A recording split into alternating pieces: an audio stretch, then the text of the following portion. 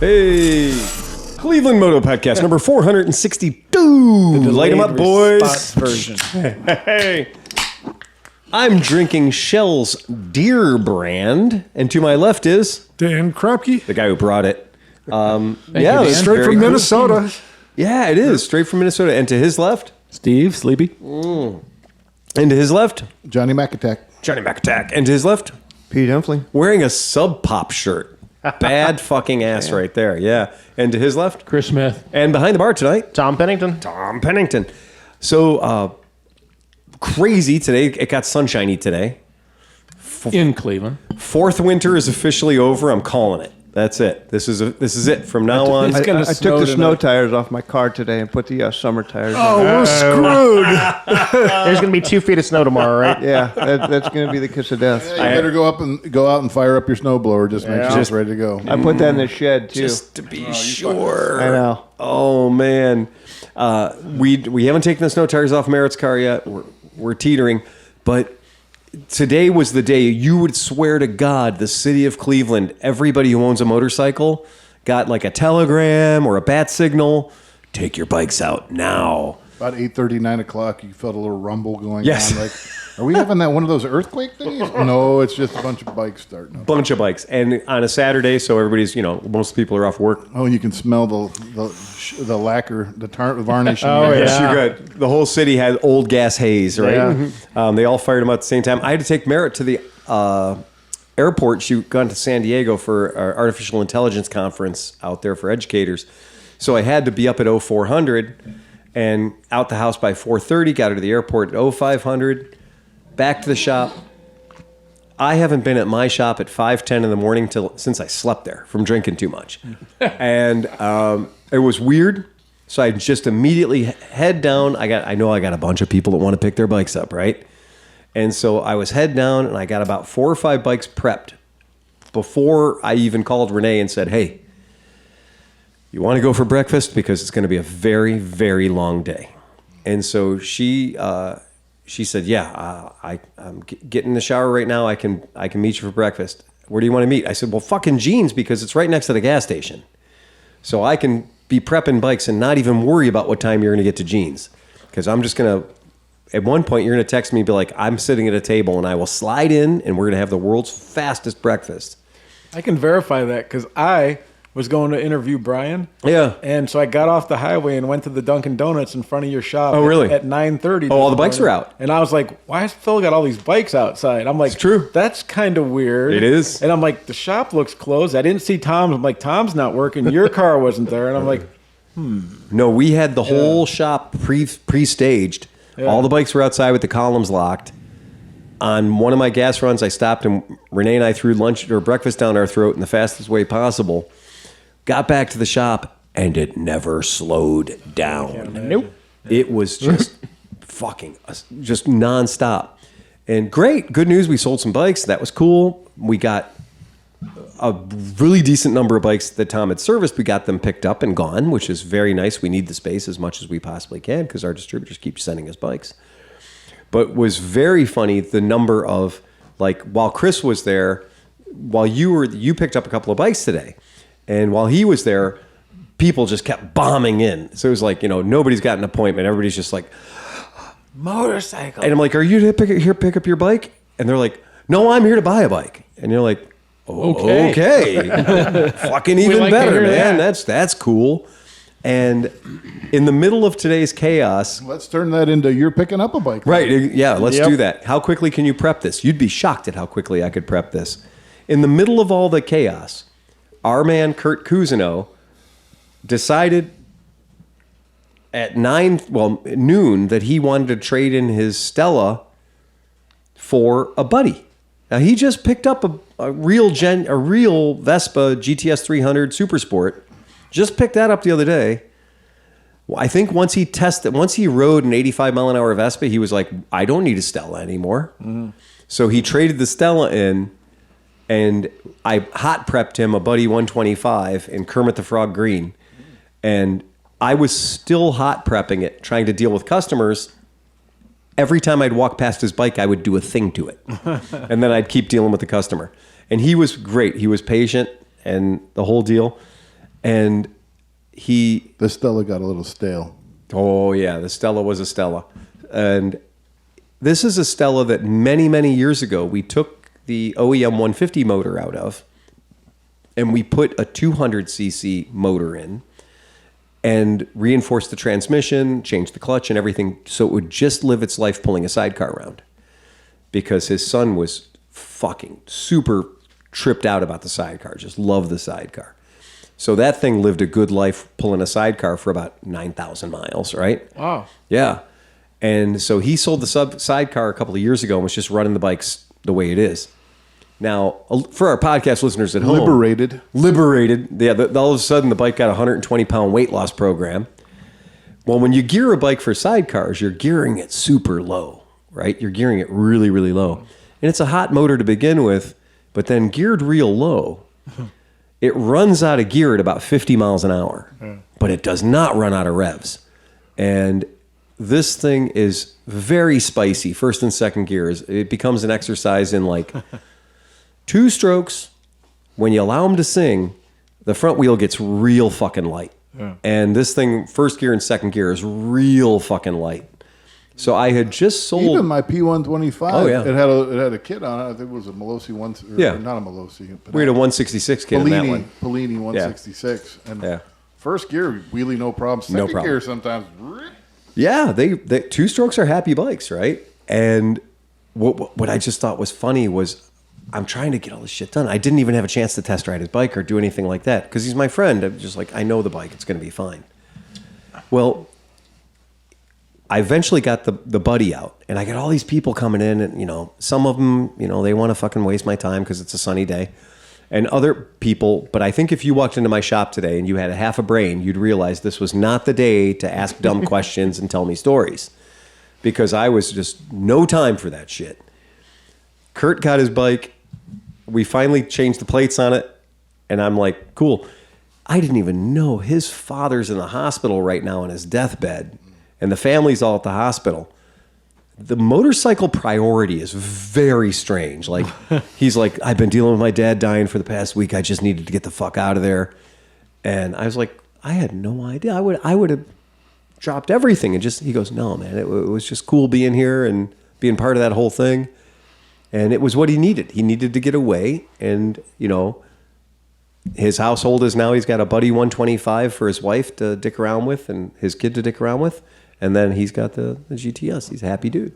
So really fun seeing a bunch of people smiling today, just ear to ear, just freaking, just super happy. You know just what great. I noticed today, because there's definitely a lot of bikes out everywhere.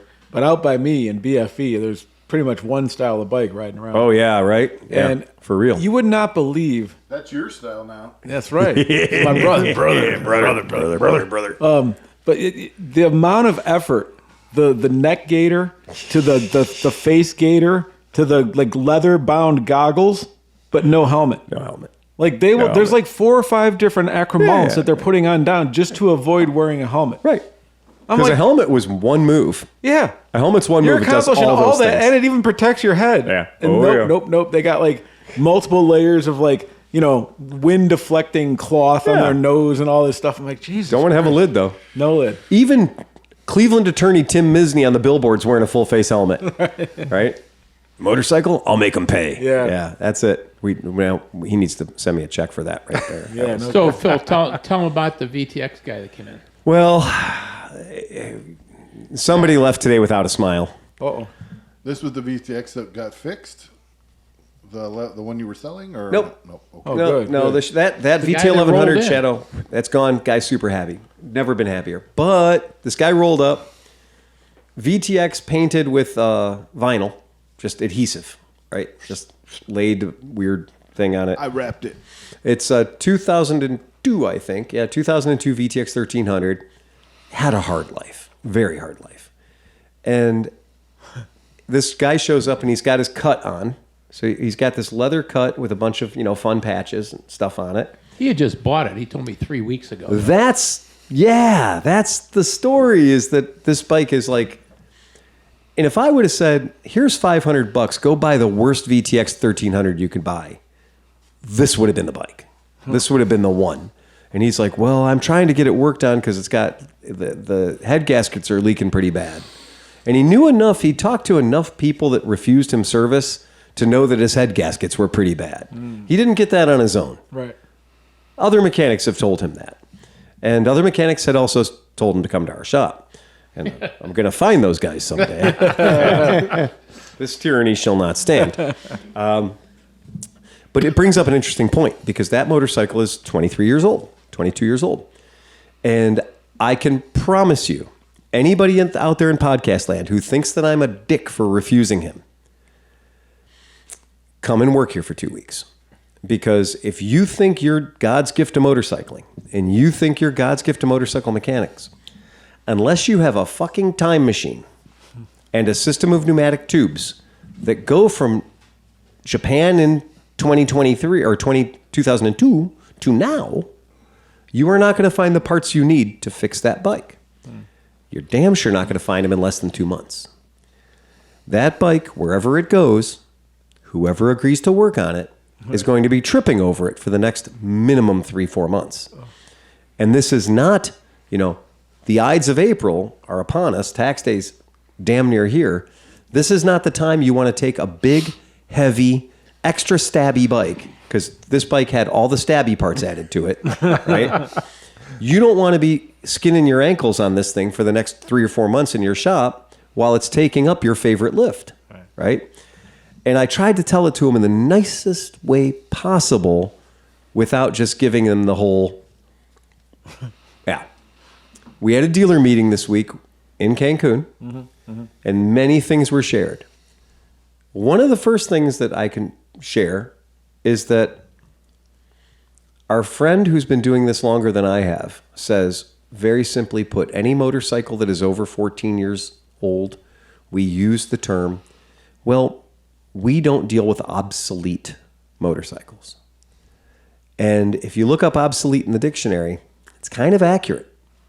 They're no longer supportable. They're no longer supported. Parts are no longer available for them.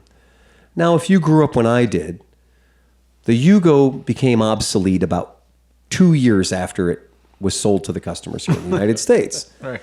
If you had a 1980 Alfa Romeo, it became obsolete in about 1984, 1985. You couldn't get parts to keep that car on the road. I have friends that had Saabs that were obsolete 5 or 6 years after they bought them because parts support dried up. Honda's an amazing company. There's nothing wrong with what Honda does. Honda used to be the company that would keep the parts around the longest. So I could go into my Honda dealer and get parts for a 1977 CB750, even in the 90s. That's amazing. But Honda's tightened up on that. They don't play that game anymore. They had that one website that was Honda Parts Online or something, which was actually OEM Honda parts. Like, it was dedicated, and you could sometimes get that. But it was all pretty expensive and stuff. It wasn't You were gonna paying be, for that. Yeah. That company who bought up stocks and stocks and stocks of Honda dealers' parts, well, they were going to make you pay for the ones they weren't selling. So very, very interesting. And the first of many. You can buy anything you want from Amazon, and it'll all be perfect, and it'll work. Oh, great yeah. for You never have a problem. They'll with it. never be, Never be a problem. Just what we went through with the Bergman 400, Yep. which is a bike that up until a couple of years ago, you could still buy a Bergman 400 in 2020 from the dealership, and we couldn't get parts for a 2007 Honda Bergman or Suzuki Bergman. But no real change in the bike in all those years. There were several. Oh, okay. There were That's several. so good, then. Motorcycles, even a motorcycle you think is standardized, what you might find out is there might be 6 or 7 different suppliers that change. And you might think, oh, I've got a Moto Guzzi V7, so it's going to be all the same things. Well, we found out the hard way when Moto Guzzi or Aprilia had a problem with their valve train, that some parts of the valve train were manufactured by this manufacturer over there, and they were fine. But the other 3/4 of the bikes were not, and they all had problems. And so we learned there's like 5 different versions of a particular motor that you can have, and you don't know what version you have until you get the fucking heads off. That's a bad time or a long way to walk to find out what version of a motor you have so you can order the right parts to fix it. Because at that point, that thing is living rent-free on your lift. I think there's a proclivity to order parts like, you know what, my motor needs a rebuild. I'd like to order all the parts, tear the motor out and rebuild, but you really should never do that. That's right. You kind of need to tear the motor apart, Yeah. see what you got. Yeah. Because you might find that, this motor needs another motor, or, you know Yeah. what I mean? Or and do some measurements and make sure what you're buying is the correct for that motor. Absolutely. Absolutely. Because it is no longer the saying, I can just think off my top of my head that in certain motorcycle engines, you can have version 1, 2, 3, 4, 5, 6. And that would mean even with a company as primitive as Royal Enfield, they told us, look for these marks. Look for these marks, and that will tell you which transmission you have. And there's like things You can't pre-buy it. simple little things like if you have version 2 motor where they were like, oh, it needs more oil up at the top, and so they have a different oil journal on the side, and then you get a version 1 gasket that Yep. blocks that hole now, you're fucked. Like that, I mean, it's something as simple as that can totally hose you. Just a Well, gasket. there's a reason, too, why there's a CB750 K1, K2, K3, K4, K5. You know what I mean? Like, because each one of those had some sort of Some changes happening, even in the 70s, right? Absolutely, way back then. And so one of our friends just got a job working at Rock and Roll Harley Davidson. And he's a salesperson there. And today I got the very first call. Hey, buddy, this guy gave me your phone number. Okay, cool. Tell me more. I took my Harley over to Rock and Roll Harley Davidson, and they wouldn't work on it. But one of the salesmen there gave me your number. And I said, okay, thanks, Mikey. Here we go. Caused the power outage of 2003. That's Mike. So I said, well, what does your bike need? Tell me a little bit about your bike. First of all, what year and model is it? It's a 2002 Ultra. Oh, fuck. Well, at least it's fat, slow, and heavy, or at least fat and heavy. Is it running? It's running. What kind of work did you need to have done to it? Well, oh, crap. Here we go. He gave me a list that went from It needs a tune-up. I have leaky seals. Yep. Pushrod seals. I have leaky pushrod seals. He went in a very short order all the way to the latches that were broken on his tour pack. And I'm like, man, We can do the latches. you are going to make some Harley dealer so happy. And then I thought, no, he's not, because his bike is 22 years old. Yep. And they told him to go fuck his hat. Yep. And that's why Mikey said to call me. Go fuck your Harley Davidson branded hat. Your V-twin chapeau. And I said, there's only one place I know you can call. And I gave him the number for Santa's. Now, Santa's here in Cleveland is a shop that's been around forever. They are tiny. They're a house. They're a little tiny house on West 140th Street with about a 3-car garage next to it. It's both weird and cool at the same time. It is. Absolutely. And she runs a tight ship over there, but she will work on anything she sees that she can make money on. And occasionally the place burns down, but it's okay. They recover. But I said, please call Santa's because it's everything that you need. If this was November, Yeah. I would do it. If this was November, you've got a big enough list of shit you need done. $1,800, $2,000. You got a big enough list of shit that needs to be done. And if it was November right now, and I didn't have 18 bikes coming in, scheduled to come in on Tuesday, not new bikes I have to sell, bikes that our customers have bought from us over the years that are looking for service from us, and we're going to service them because they bought their bikes from us. They are at the top of the food chain. They are getting seasonal maintenances for their vehicle. They're getting things that need to be done. And As well they should be. As I mean, well they yeah. should be.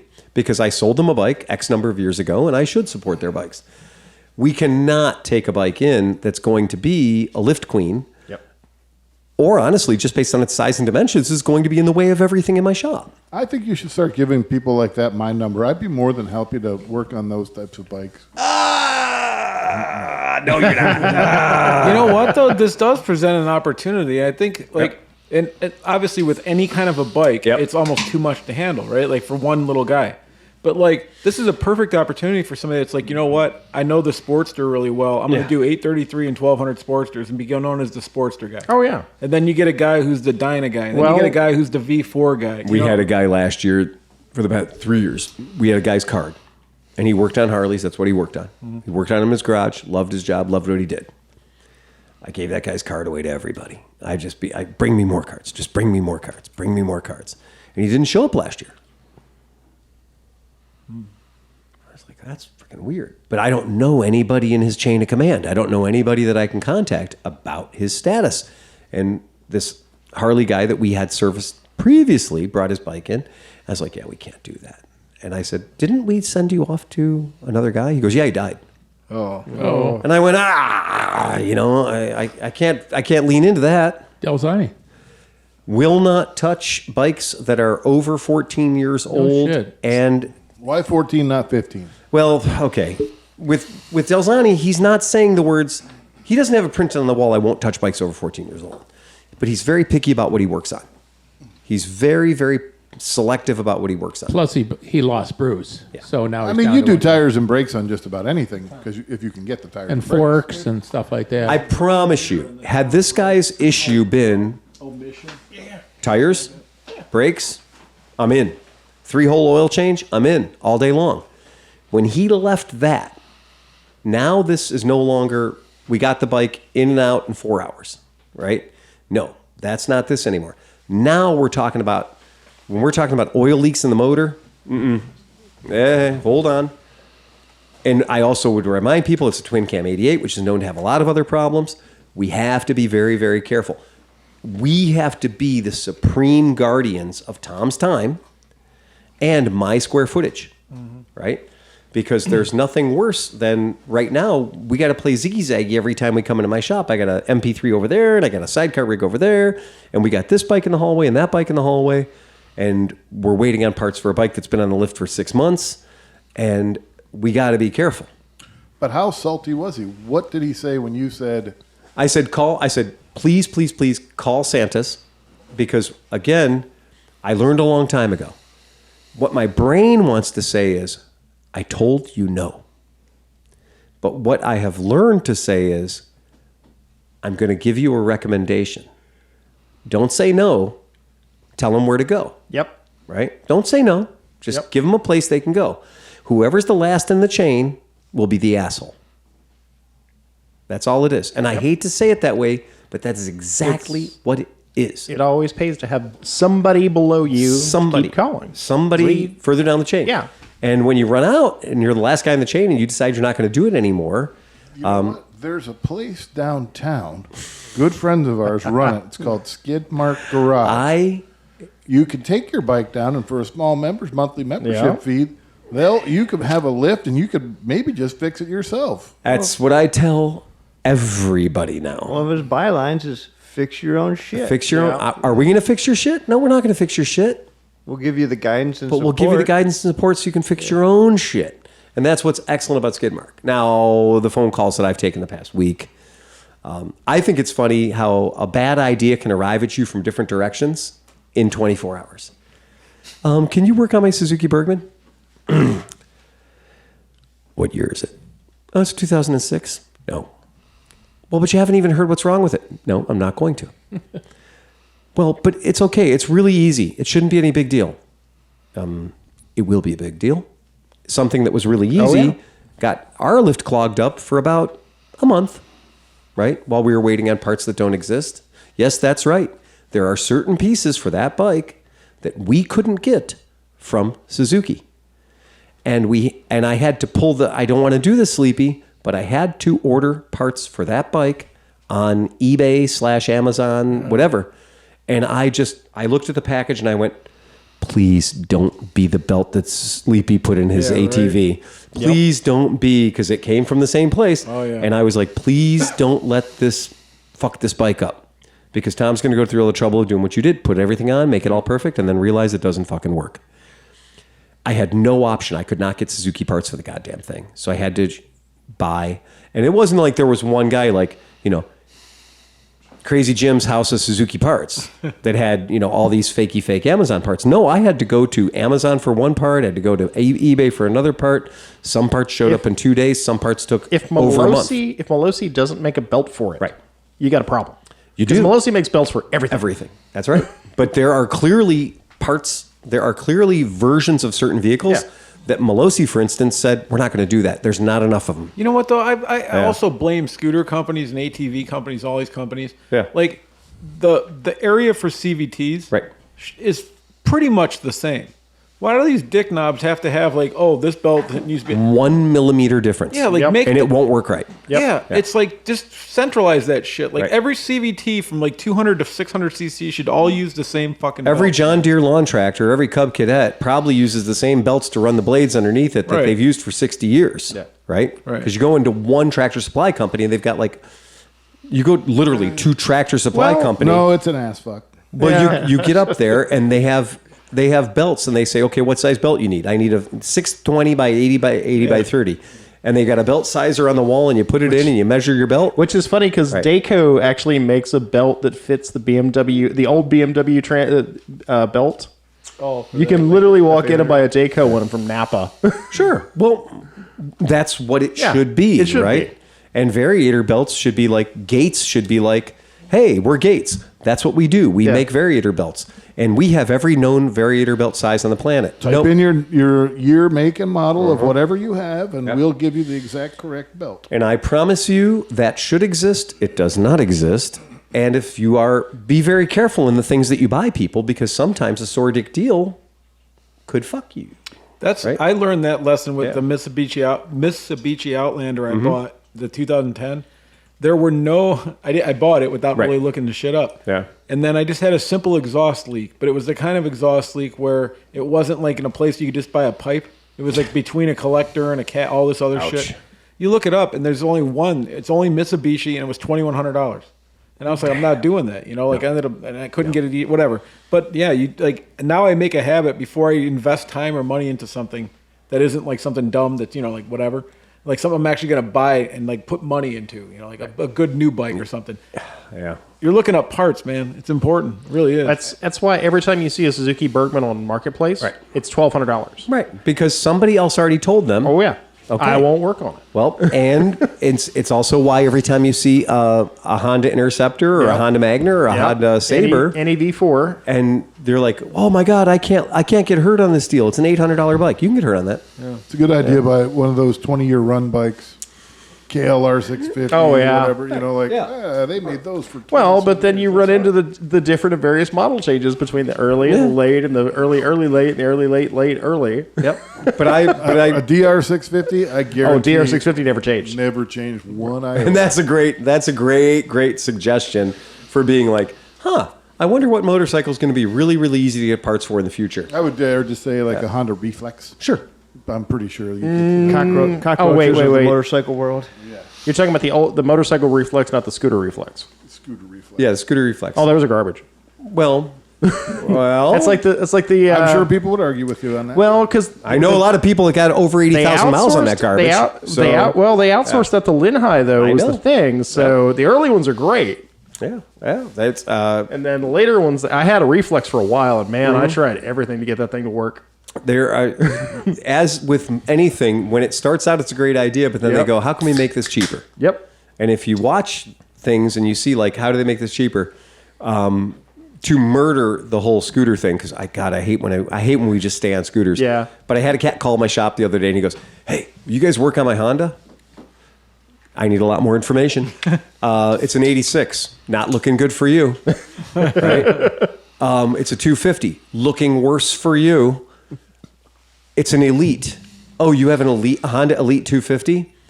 Look, the little part of my soul that was like, Elite 250s are the world's greatest motor scooter ever because it was the first motor scooter on the planet that would go 80 plus miles an hour, has a short wheelbase. It looks like a hippopotamus fucked a platypus. It's not a good looking bike. No. But they were hard. Hippopotamus fucked Samsonite. Yeah. It's, and a Mazda Miata, or not a Miata, like, whatever. A bad year Civic. Yeah, it was a bad 83 Civic leftover parts. It wasn't. But did that have the flip up headlight? No, that was the deluxe, the No, 150 that was the deluxe. 125, 150. Yeah. But I will say this: when you had them back in the day, Oh, yeah. So you see, there's a little part in the there was this little guy that lived in the back of my brain that used to be like, yeah, but Honda Elite 250s rock. And it turns out Liza got one for next to nothing. And one of the times I was visiting Liza in Santa Cruz, she goes, no, you just take you don't need to rent a car. You don't just take the Elite. Just take the Elite 250. And I jumped on this thing and I made it to the end of her street and I realized it was trying to kill me because all the suspension left the building in 87, right? And it was just, it didn't want to go. It didn't want to go where you pointed it. If you went over anything, it was just a giant wallow. Like the suspension didn't suspend. Even then. And so that little guy that was hiding in the back of my brain, I just fucking executed him. I just offed him right there with that bike. And I was like, you know what? Elite 250s are dead to me. So this guy says, you want it? No. Well, but I'm not going to ask any money for it. Still no. Yeah. Where is it? It's behind my mom's house. Of course it is. When did you get it? When I was 16. How long ago was that? Uh-huh. Oh, 2003 or something? 2004? Okay, all right. So it's been sitting for a really, really long time? Yeah, it's been sitting for a really long time. So you want me to go to your mom's house? Well, no, they're selling it and it has to be taken off the property. Oh, okay. So you basically need salvage. You need a scrap hauler. I said, I got a guy in Michigan that does that. And he goes, well, I said, he's not going to be any help to you. And he goes, well, just come by and pick it up. I said, I'll tell you what. Leave the keys and the title. Leave the keys in it with the title. Leave the garage door unlocked. And if I can find my way there, and if I look at it, and I determine that I want it, it'll disappear. But the odds are I'm not. Right. Because it would have to be God's own Elite 250 for me to even be slightly interested in it. It's a bike that requires a tire size nobody's made in a long time. It's a bike that is not a great bike. It's a bike that the bearings and all the bolts that hold the exhaust and the swing arm together were designed to last 10 years and then become welded to each other, never to be taken apart again without a torch. It's a hard bike to deal with. And it's heavy. So it makes it no fun to put in the back of the truck. So we're going to see what happens. I don't think it's coming home with me. Not even under the whole, we'll just take it to mid-Ohio. Why? So I can get tetanus twice? Right. One getting it on the trailer, once getting it off the trailer. And have somebody who wants to take it away for nothing and then complain when he gets tetanus. Right. Yep. And you also, moving it in there, you put like 2 hours of labor into it. Yeah. So you're already into it for how much of the labor. Yeah. We're just going to burn it anyways. Who the fuck cares? So yeah, that's that idea of like that obsolescence gets you nowhere. Unless you have an exit strategy, do not bring it home, Tom. There is just, because Tom moved his whole garage of shit from New Orleans up here. And I have a whole warehouse full of shit I've got to liquidate. Yep. And it's true. I was running the numbers this absolutely morning guilty of trying to figure out what I was going to ask for the things that I'm like, done. I'm out. I'm done. I'm out. Yeah. Sleepy was making noises about wanting a Fuji Rabbit. I'm kind of thinking about putting them back a dead guy this evening. I like the head shake. I am also down herring. You know that Fuji's, that's got Subaru DNA in it. Oh, yeah. Yeah. Right. So it means, worst case scenario, I heard one sold at Meekum for $27,000. Oh, yeah. It was a fake. If I wanted a Fuji Rabbit, I would just take the snowmobile sled you left at my house, flip it over a scooter, and call it a day, dude. So the Springer that I have on Lend-Lease to you. Yeah. Lend-Lease. It's totally what it is at this point, honestly, Chris. Giveaway. It's what I'm digging in. I've been fixing it, been doing things, been mounting things. Oh. So you went to Piston Power Show, which you were surrounded by Springers. I was watching your video and I was like, oh, I know. I can just hear Steve. Hey, it's a Springer. It's a Springer. Hey, There it's was a a lot of Springer. bikes. There was a lot of bikes. Yeah. There was you know what? It was funny. I didn't have to go for work. So like, Oh, you didn't have to? No. So like the other videographers went. I didn't have to go this time. Okay. So I had a ticket. Last minute I got an ticket, and I was like, all right, I guess I'll go on Saturday. Right. Yeah. The show was actually pretty good, man. It was a lot bigger than I thought it was going to be. It seemed like it was small because it was on the other side. I've never been on that. How come we didn't get free tickets, for Christ's sake? Because it was all, dude, they give out so many. It was a lottery. It was terrible. But I would have told you if I got them, but it was a last-minute thing. Anyways, it was a really good show, but like the military collectors and stuff, like the one dude collected a military semi. Right. Like how do you, like where do you do with that, dude? You start with at least 20 acres. Yeah. Okay? Right. So if you're a kind of person that has 20 acres, then you can, so I don't know if you know this about like gov deals and military surplus auctions and shit. The bigger something is, the freer it is. Yes.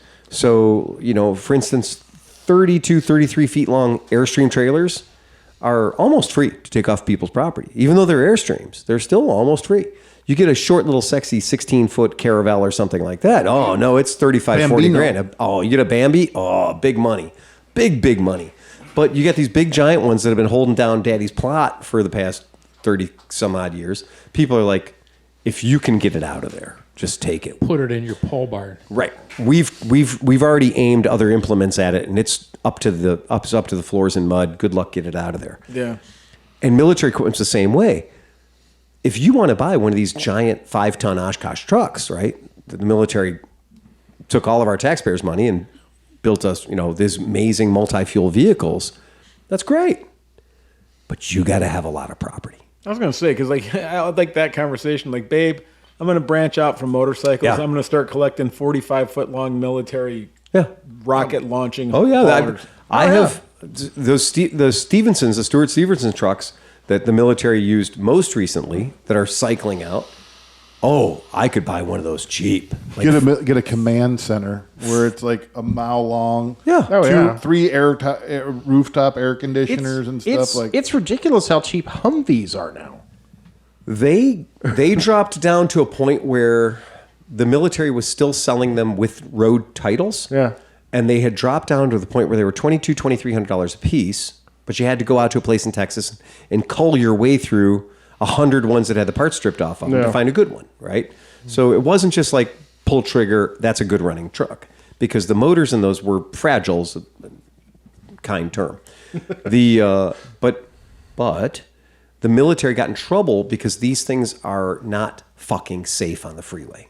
Mm-hmm. I've driven them on the Autobahn. They are not safe at speeds. There's a reason when you see a military convoy, they're going about 45 miles. Oh, shit. Yeah. Well, dude, the one recording studio I worked at, my boss bought one. Yep. He bought a one with a V8 in it or something. It didn't have the diesel. It had like the gas motor. Well, somebody fixed it. And it was worse. It couldn't get out of its way. It was like a 60 mile an hour maybe. And at 60, the thing You just need to LS swap it.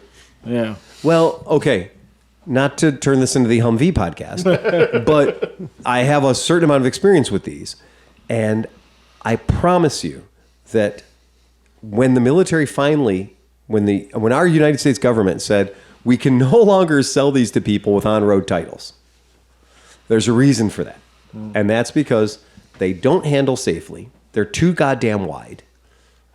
They're not the easiest thing to keep going. There's no more parts. It's a hard vehicle to live with. It's a tough vehicle to live, but more importantly, if you put that out on the road with other people, it's one thing if somebody's out there in a military M151 Vietnam era Jeep, yeah, he's going to kind of bounce off you a little bit.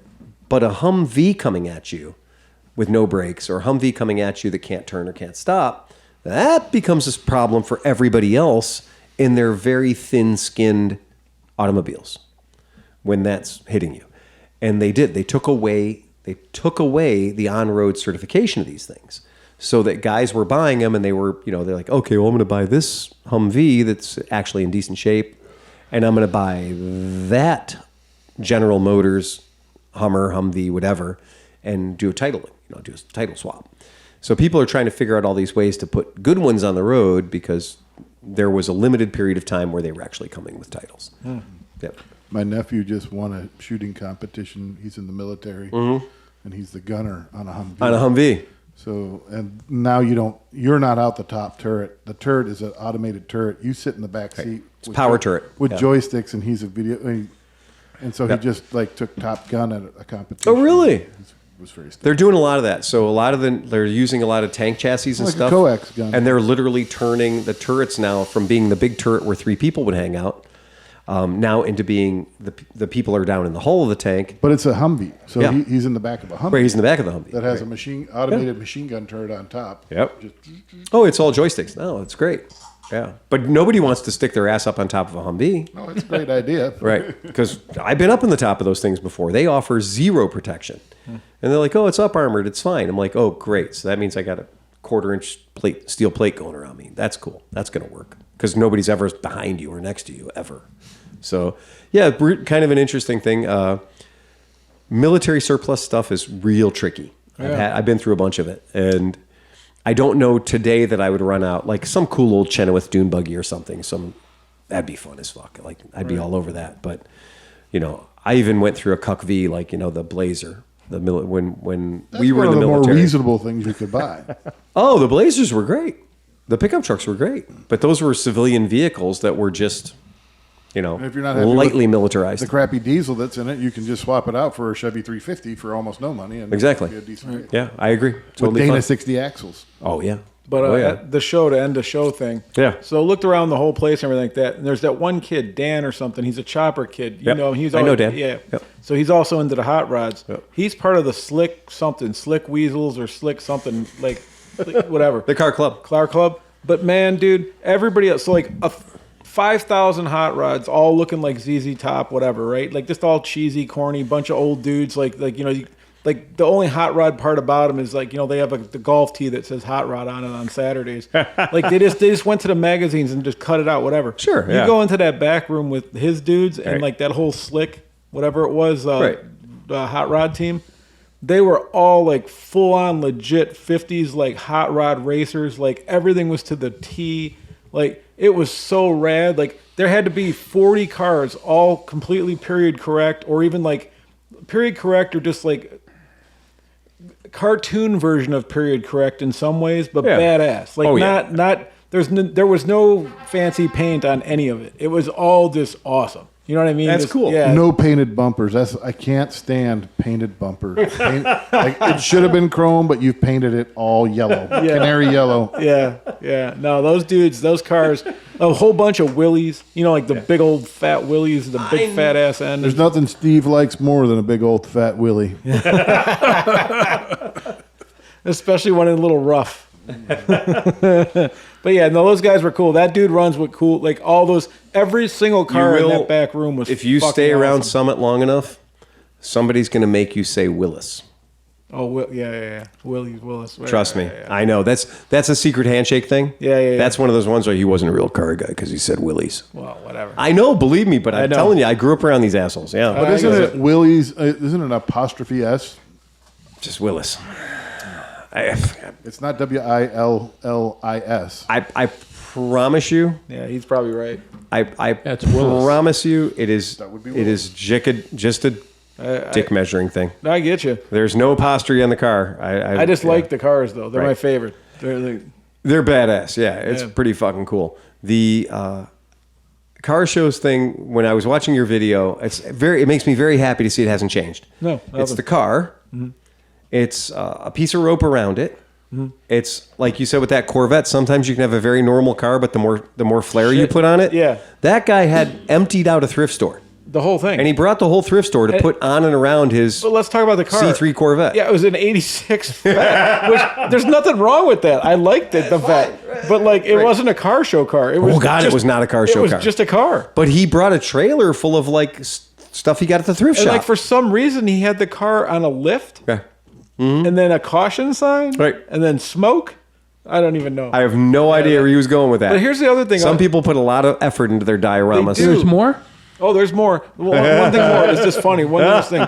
Oh, These it's funny. dudes, like all these guys have these cars they put all this time and money into. Hold on, I'm not want to interrupt you. No, I'm just teasing. But they open everything, so you can't even see what the car looks like. Like the trunks, the hoods, the doors, everything's open on it. Oh, yeah. So you don't even get to see the body lines or anything of the car. It was kind of annoying, to be honest with you. Everything was open. That's car show. It's like a transformer in mid-transformation. Right. My all-time favorite was there was a purple Volkswagen Beetle at the car show a few years ago, and had airbrush paint job, and it was called the panty droper. He misspelled panty dropper. He only put one P in it. It was called the panty droper. He was part of the Black Windows car club. Yeah, exactly. I saw a nice Volkswagen van pickup truck today. But it was like a quad cab, but it had a bed on the back. And that was pretty neat. Well, that's it was in Pennsylvania. the old transporter. Yeah, it must have been. Yeah. Looks like a van again with a back hacked off of it. And could it have been 4-wheel drive? Because it kind of seemed like it was. Yeah, they call those synchros. Yep. No, those are all gray market imports from years ago. Yeah, It looked pretty badass. That's pretty cool. If you got $30,000 to spend on a car that'll blow its head gaskets, if you look at it sideways and don't want a Subaru, that's exactly what you get. Our friend Adam Constantine he's a Volkswagen fetishist, and the first time I saw him, he was driving what I believed to be a 1980s Volkswagen Synchro van. And he showed up, and I was like, fucking Synchro, you son of a bitch. He goes, those are just Synchro stickers. I put a nice set of tires on it. He did. He lifted up as high as the torsion bars would go, and he's Synchro. Instantly Synchro.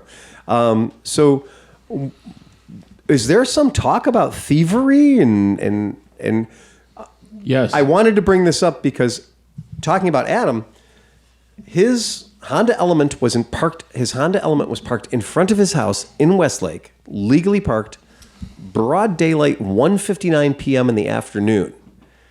A white Ford Econoline E350 window van that apparently had garbage bags taped over the windows. Pulled up. It's all on the ring cam. The guys pulled up. Maybe that was your old van that got stolen. No, mine was black. Yeah. You wouldn't be able to see mine. It was stealth. But anyway, it doesn't appear on film.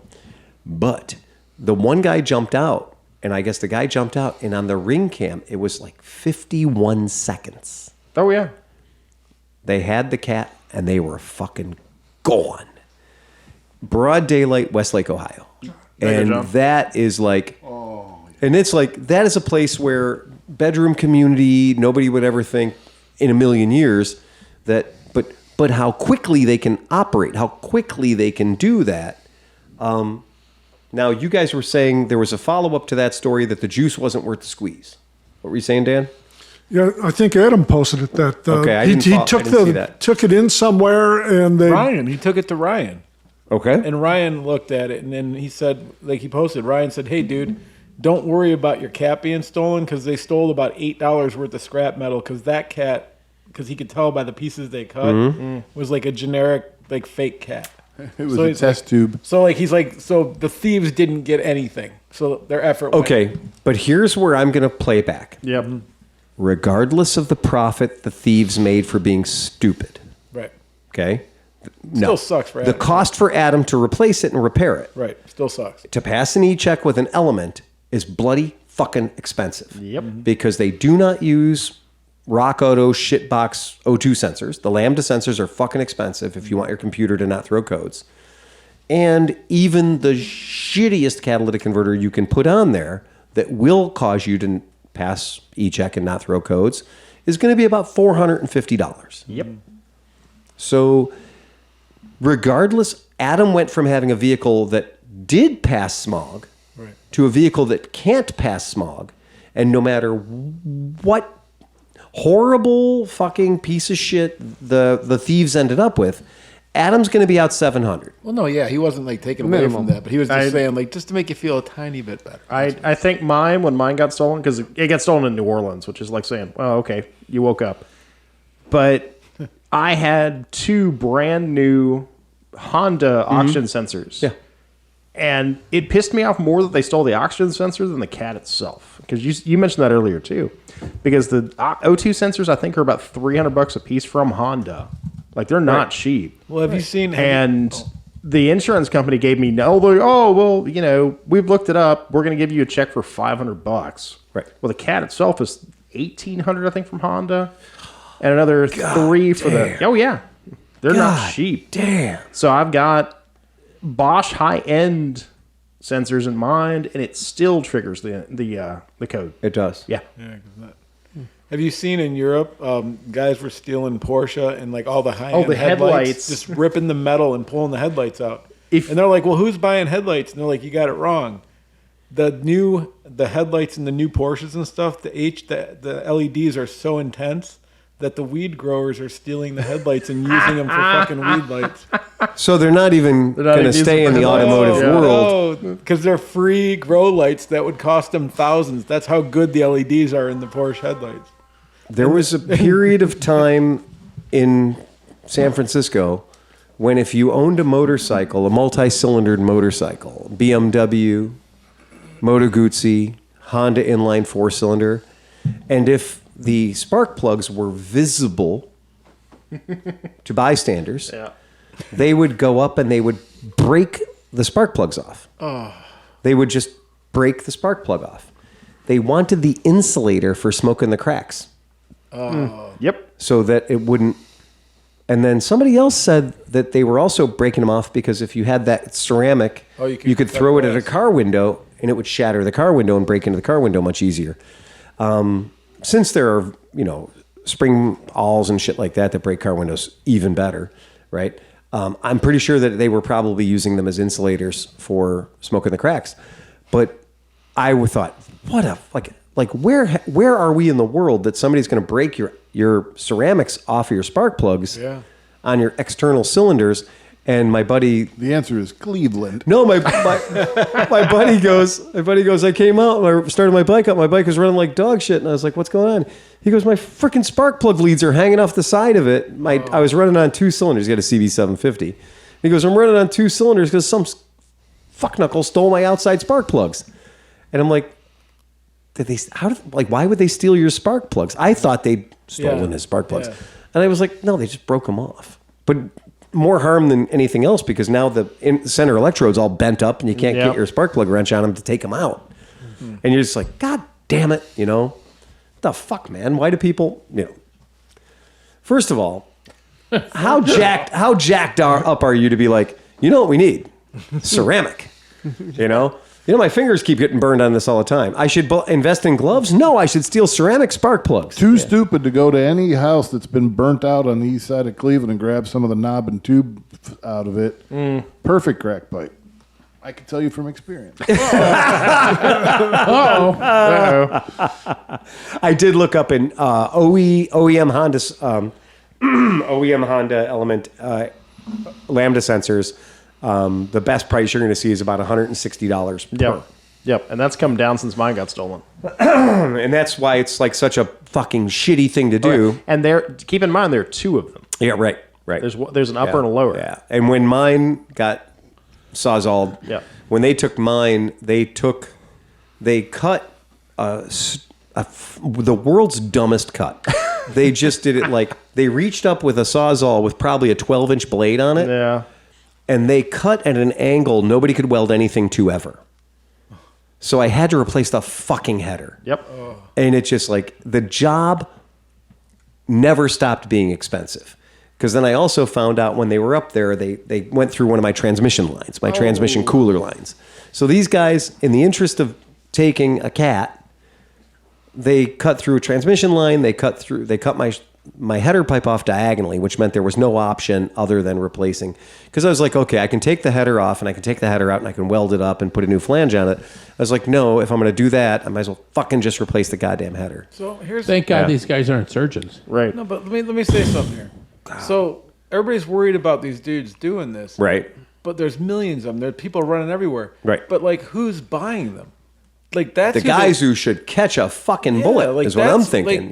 How do they not? There's only so many scrap places, and there's you can't find all the dudes doing it, but you could find the people buying them, right? I'm telling you, buy them all cutoff wheels, so they'll just cut the bolts and take the whole thing off and tack. Get them a little O2 sensor wrench. Take the O2 sensor. You're putting too much thought into it. At least then they'll put them on eBay or something, and you'll be able to buy them back at a reasonable price in good condition. You can steal a DeWalt Sawzall off a job for nothing. You can get the blades are the most expensive.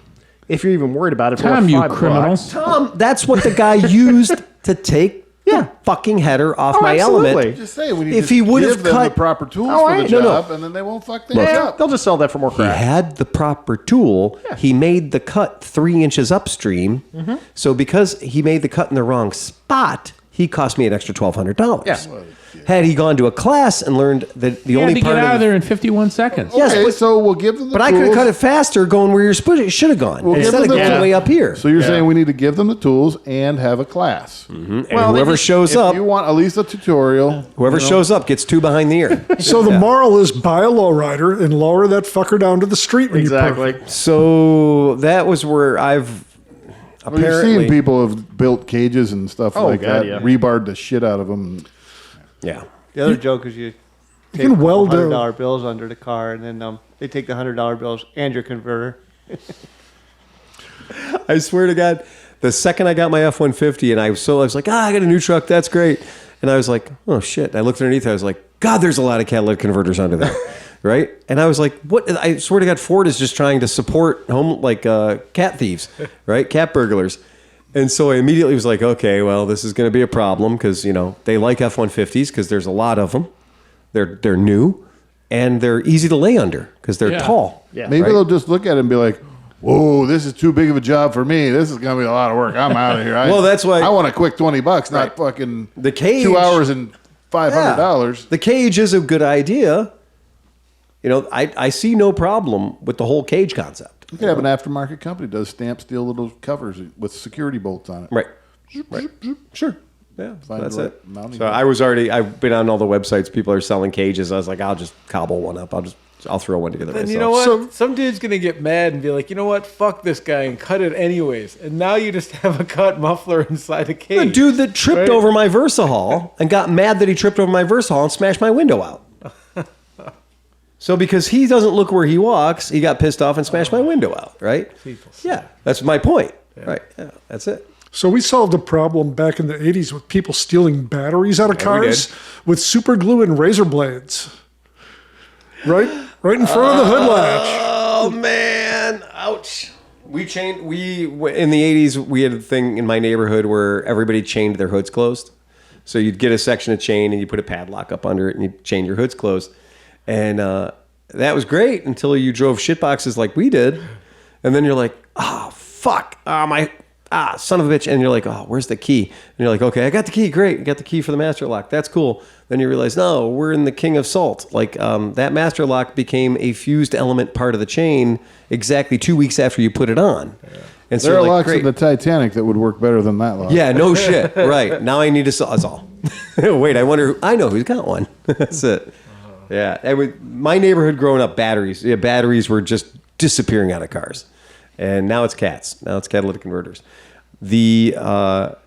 Today Tom had prepped up a Benelli 302. So Tom preps up the Benelli 302S. We haven't seen one of these bikes in a minute, right? We have tons of the TNT 135s. We're selling those. People are buying those. Great. Everybody's real happy with them. Hadn't had one of these around in a long time because I haven't had any demand for one. But I had a guy like straight up, hey man, I need you to order this for me. And we ordered it. Green, of course. Yeah. The only color that bike should ever be built in is green. So we got the thing in. It came in a metal crate. And the metal crate had been loaded on the truck by Godzilla himself. One bite, just and threw it in the truck, apparently. The crate was bent on the bottom so badly that the two sides of the crate were nearly touching each other. And I was like, well, this is... I took pictures of it with the cardboard still on because I was like, this is going to be a ship damage in transit claim. I know it. So the cardboard had like several... Somebody poked at it with a forklift from about 4 different directions trying to figure out the right way to pick it up. And then both the rails underneath that the factory had put into, so the crate would be movable by forklift, both of those were completely keel hauled all the way across to the other side of the crate, the frame. I was like, this bike's going to get fucked. And we've seen them pretty bad, right? Yeah. Somebody hit that thing with a forklift at full speed. Oh, yeah. Yeah. I think they tried stabbing it in the places you're supposed to stab it, like where there's arrows and stuff pointing to it, and they missed it. And they got it jacked up, so they were like, nope, got to go super fast. And so they bent that fucking frame so hard. I was like, oh, man, this is going to be ugly. So get the cardboard off. And I mean, there was no longer a right angle anywhere on the crate. The crate was just, the cage crate was just fucked. So, you go after it with the 13 millimeter and the impact, and you just got to take out like 40 bolts now. You got to take out 40 short bolts. And every time I would take a bolt, there'd be like 700 pounds of tension on that bolt because the bent steel, and I'd hit it, and and you get like 2 turns, and then it goes into dugga mode. Yeah. So it was like dugga, spang, and I was like, wow, this is dangerous. Yeah, because all that shit is sharp, man. It's all sharp. I remember it, so I'm picturing everything when you were doing it. Every part of that crate is deadly. Deadly sharp. Yeah. And been rusting in China for a while, right? So we know that's healthy. So I finally get the goddamn thing done, and the bike is listing hard to starboard. It is just like, I'm so unhappy right now. And I'm alone because it's dark 30 when I'm doing this. So I get this thing, and I'm like, okay, I just undo the straps real carefully, put the side stand down, and go, when I detach these straps, the whole operation is going to fall to the left, including the frame of the crate, the base of the crate. But it's okay. The side stand's going to catch it. And it did. It worked fucking perfect. When I took the straps off, the motorcycle was holding the crate in tension.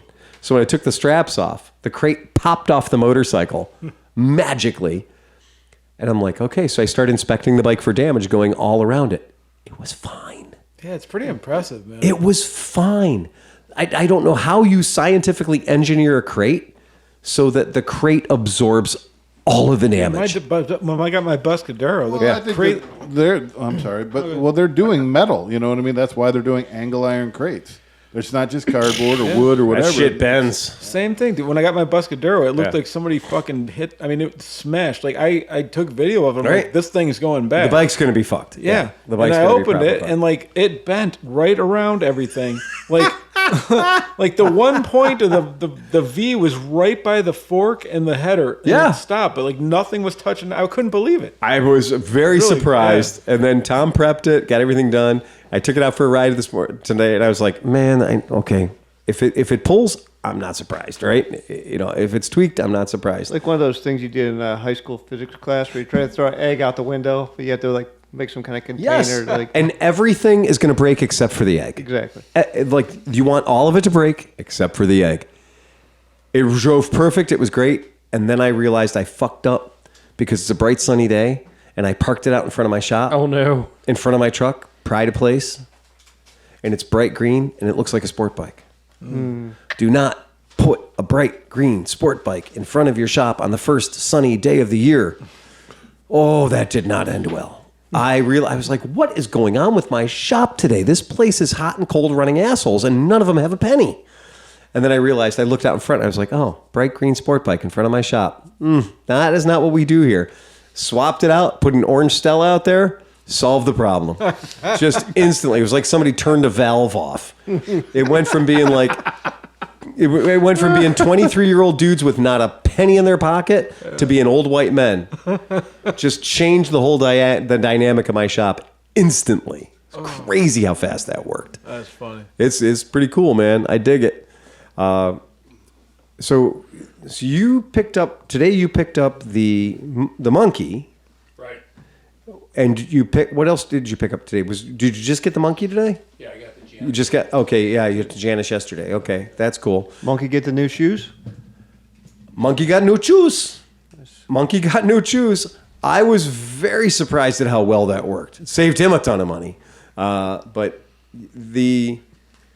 I would never tell anybody that they should go to Revzilla. But I promise you, it's worth a try.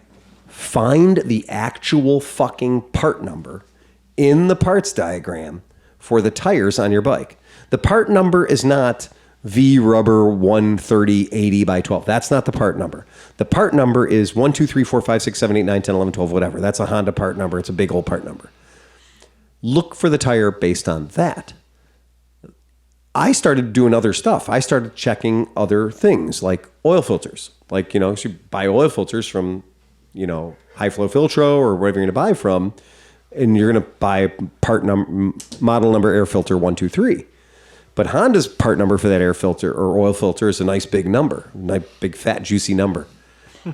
Turns out does not work with oil filters. So the Honda branded oil filter they're very proud of that, even though we know who makes it. But the tires, for some reason, were winter chicken dinner, and they were fresh too. Like, not only were they wrapped very nicely with all the Honda nomenclature on them and all the, these are our Honda tires for this bike. But they were also their age stamp on them. It wasn't like they were hanging around for a long time and they were discounted. They were born this year. So that's very surprising. That is a bonus, yeah. Because you'd think for the price they were asking that they were like, oh, these have been on the shelf for 5 years and, whatever. No, they're fresh. So yeah, that was very surprising to They're actually not get a fresh deal. unless they're Mackle fresh. Yeah. So it ride good going home? Everything's cool? Oh, yeah. Everything's cool? That's good. Good to know. They just had a mass exodus. It was. That was a hard push. Jeez. I think they're hungry or something. I found the bushings you need for the Springer. Oh, you did? Yeah, I found them. Okay. So there's a kit. Go figure. I was looking them up. Some of them are crazy. They are crazy. Fuck. I was like, God, they're crazy. There's some crazy goddamn stuff. I mean, Harley Davidson really said we're going to make this Springer thing work. Yeah. We don't care how we do it, but we're going to make this thing work. And the good news is, if you drill down hard enough in the Harley Davidson owners forums, you'll find that one guy who's like, "You guys are all stupid. These are what you need."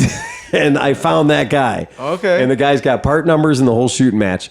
And I was like, that's cool, because I had looked at the Harley Davidson part numbers for them in the Harley Davidson, the 9-foot wide parts book. And I'd found them in there, and the guys are like, no. Harley wants to sell you a new set of those every year. Yeah.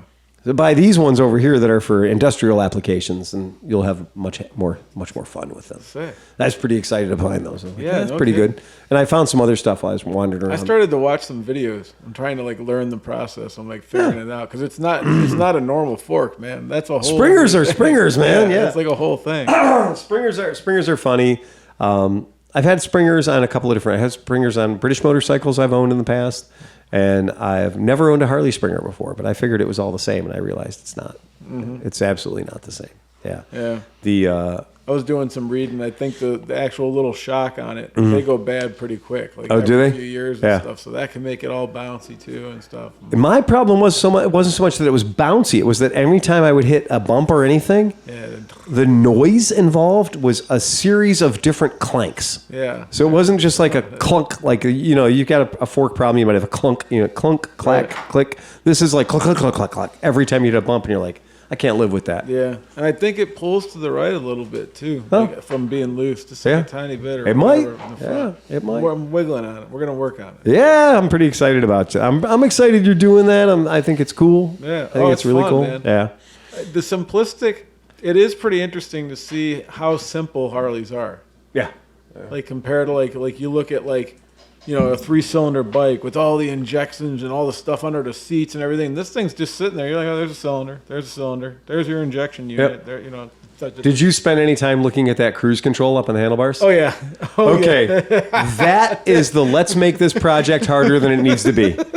I thought it was at first I was like, okay, this is electronic? And I'm following it down. And then we figured out the module that went to the brake so that it would release. Right. But then I'm like, okay, so it's still electronic. Right. We're like, no, I don't think it is. And so we got it going when we started it, and we turned the thing on and you hit it. It literally is just an electronic. It's an electronic squeezer is what it is. And what I think is crazy is every Harley Davidson in the world and a lot of CB750s have a throttle stop screw that's under the throttle housing. Right. So every Harley I've owned in my life, pretty much, you're going down the road, you get your wrist gets tired, you reach your thumb down and you just crank that screw just 1 or 2 turns, and it holds your throttle. It's literally a throttle lock screw. You just give it a turn and you can let go of the handlebar and cruise down the road. Cruise control is good as day. Harley already had one. Yeah. It's been that way on Harleys for most of the Harleys I've owned have had that. And then this contraption that they put up on there is literally like a mechanical. They have a thumb activated cruise control. It doesn't need They've sold for 1 million years, right? It doesn't need to have electronics involved in it. No, there's no reason to have electronics. It's not like you can press a button and it goes up 1 mile an hour, like a true electronic digital system. This is literally press this button, it squeezes. Yeah. Electronically, it squeezes. It's just a sphincter. It's just you press the button and it goes.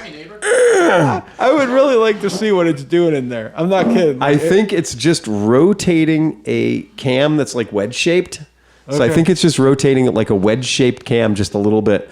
It is the silliest cruise control. And it's also god awful huge.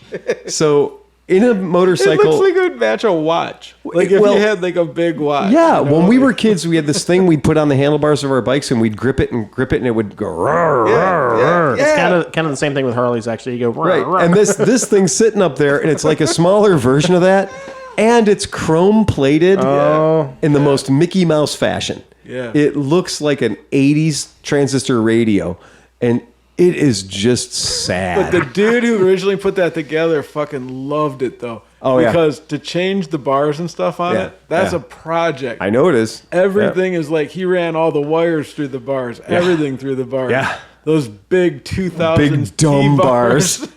They're the biggest, dumbest bars ever. It looks like a baseball bat. Yeah. Like it's so thick on the top. And man. it's all still rubber mounted. Yeah. So the fact that it's rubber mounted, those bushing, I mean, you should know. I mean, to me, a Springer, that's great. The Springer, that's fine. But you got to get rid of all the rubber mounting because you do not want a motorcycle that's going to be like vague, right? Yeah. There's like a half an inch of play before things start happening. Yeah. And I know they're trying to isolate the vibration of the motorcycle away from the rider. That's all well and good.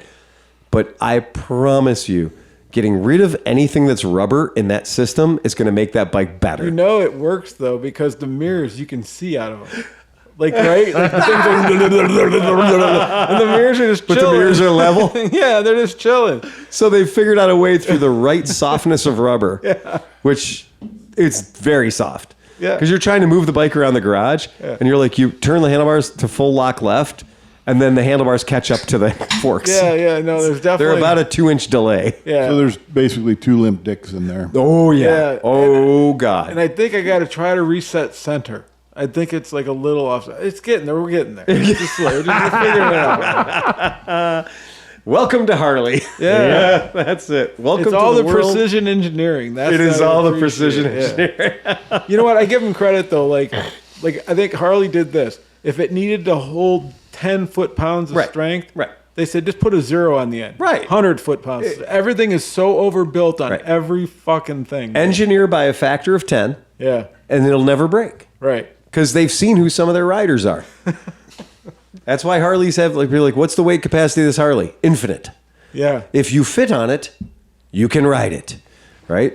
Well, do they have, if I went to the Harley dealer and I was a man of certain girth, and my woman was of certain girth, and I wanted to buy a new bike, do they sell like shocks for larger dudes? Yes. Okay. Like absolutely. Girth shocks. The company called Progressive has made a ton of money on Harley Davidson's having a rather short travel, right? But very heavy operators. Yeah. But I meant, like how they usually have names for shit, like yeah. It's like, so is this going to be like big boy right. jumpers, or I don't know, some shit like that. I think they would be leaning into the farm side to be like, these are the Brahmas, right? And then you could get Mastodon shocks. I think at that point you just switch to air ride. Air ride, absolutely. You just go straight to the air control. Well, they do have airbags. Yeah. They have airbags. Oh no, absolutely. Yeah. I've had to replace them many times. It's a very, very strange world that operates in, that you live in with that bike. And you know what I am finding, man, and I think this is what's going on. And you were ahead of the game on this, anyways. But I think that since Harleys are affordable now, like, I've been looking online and stuff. Right. $5,000 and you are into a good whatever you want. Dyna through Road Glide through anything. Like, like you're in it, right? Yeah. So I think now that they're affordable, I think enough younger people that maybe aren't into the whole douchebaggery of like the cosplay of wearing all the bullshit and going and like slapping their women and whatever. Yeah. Like they're starting to buy them, and like you can see on forums now where guys are like, not talking like the dumb shit. Right. It's like, I don't know. It's like a younger... I think the brother, Clibbins, right? Brother. I think that has now become such a punchline. In the gun community, they call them FUDs, right? You're like Elmer Fudd kind of thing. Right. And so like nobody wants to be a FUD, right? So I think that in the motorcycle community, that whole, Captain Jack Sparrow cosplay, Pirate on the Weekend thing, I think that's now gotten to the point where it's just like, wow, that's only cool for guys in that set. Right, but at the same time, I'm not making fun of the guy who has 87,000 miles on his fucking bike and has Not even trying a to. ratted face or something like that. It's just the dudes who just play that fucking game. You know what I mean? Only 72 more months of payments. It's all his. Moving along. Moving along. So what do I have pulled up on the screen here today? What do we got? Put that up there, down there. Little monkey bikes, right? Little mini Honda trails. Mini trail. Mini trails. Look at that First thing. or second year. Yeah. How cool is hardtail. that? That was my first 1970. bike, but mine was red. Fucking cool bikes. I mean, these things just never stopped being cool.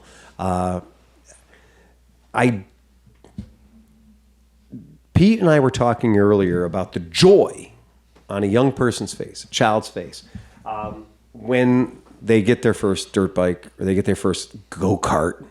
Tell the guys, because I think this story is fun, you're doing some go-kart maintenance. Yeah, the kid across the street from me, his mom bought him a go-kart at Christmas time. A used one. Right. A Chinese-made dingo or whatever they call them, the Predator motor. The kid doesn't know how to make it run. He doesn't know anything about how choke works or, they had 4 bald tires on it. Change the tires for him. And take the tires apart, and then the wheel bearings are bad, so I got to change the wheel bearings. But, just kind of showing the kid the ropes about how to, start it, and, fresh fuel, check the oil, this, that, the other thing. But just today, the kid's going up and down the street after he couldn't get it started, so I got it started for him. And then just the kid's like 10, 12 years old, driving up and down the street with a smile from ear to ear. Absolutely. It was just like me 45 years ago. Yeah. Because I just remember the freedom of getting on a go-kart or a mini bike and just ripping, just absolute ripping. And it just kind of was fun. Isn't that cool? Yeah. Dude, It's that just bike, so much fun. That picture just sitting there, Yeah. I can literally smell that day. Yeah. You know what I'm saying? Like literally, like That's- figuratively, whatever. right. Yeah, both of those. I can virtually. Yes, Right. virtually. I can whatever. virtually, yeah. But- But it's true, isn't it? It takes me back to I'm laying in the grass staring at that. It's not mine. Right. And I got to ride it, and now I'm mad Right. in a good way. I'm obsessed. but and it also could be the kind of thing too where you were, as a young kid, I saved up. I had to save up $1,400 newspaper money. That's a lot of newspaper money. When I was a kid, I had to save up $1,400 because I wanted a very particular Puch Magnum Mark II moped. But what I realized that was along the way to that Puch Magnum Mark II moped, that I could also buy any number of $200 lightly destroyed mini bikes, right? That I could buy a Honda CB125, right, for $200. And that was the first time as a kid I realized, well, it's like, just because Honda's charging, $600 for that doesn't mean that you have to save up $600. It just means you got to find a slightly older, slightly more broken one. And in my household, my neighborhood, older, more broken was very available. Yeah. We were just the next food tier down. We were just the next level down the food chain from the kids that were in the nice neighborhoods who would break their toys. And then we just had to go get them. Yeah. Yeah, and had to go get them and pick them up and fix them and, do whatever that we were doing that turned me into the idiot that I am today that still buys broken toys. That's it. So did one of these, were you talking about somebody got a bike stolen?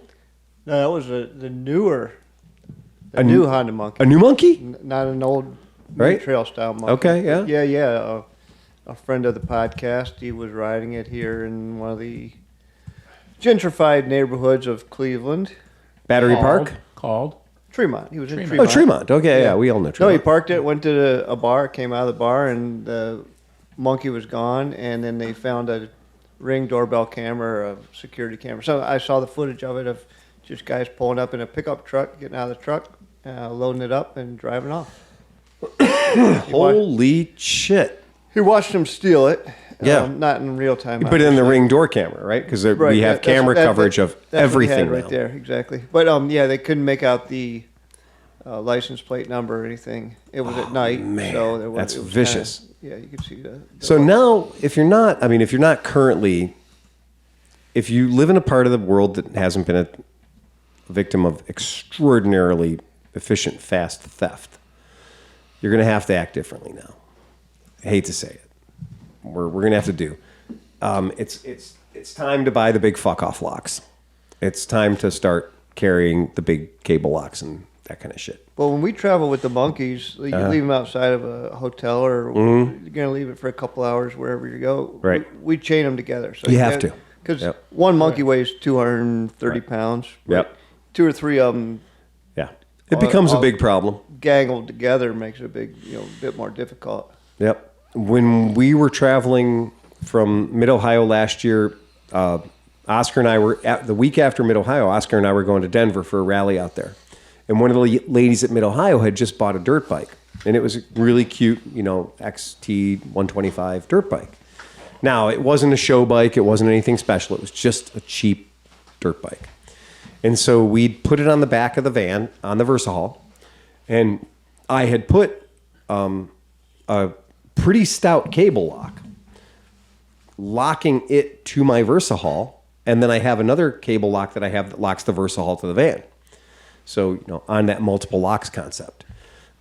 Oscar and I pulled up to the first hotel that we thought we were going to stay at. And we were like, nope, not that one. And Oscar was like, no, we're not staying here. And I was like, yeah, no, we're not staying here, dude. So we turned around, doubled back, and went to a nicer hotel. And we found a nicer hotel, and we stayed at the nicer hotel where the back window of the van was in a office, like where the people who work there. Where the people who work there go out to have cigarette breaks. Where the people who work there from the managerial office can see the back of the van all the time. And so Oscar and I went, we went to the bar or whatever and came back at 2 o'clock. Oscar's an early riser, right?